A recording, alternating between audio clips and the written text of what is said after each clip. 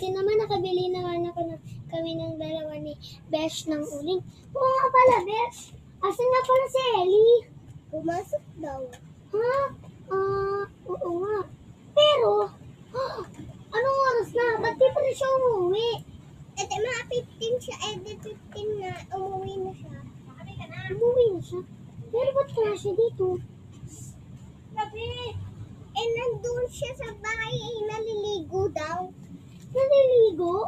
Anong nangyari doon? Wala naman siya sa bahay kanina.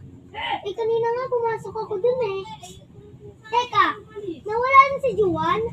Asan si Juan? Siyak-siyak sila sa bahay. Nakita ko sila. Nabidyoan ko. Tingnan mo. Si Ellie, saka si Juan? Oo, tingnan mo.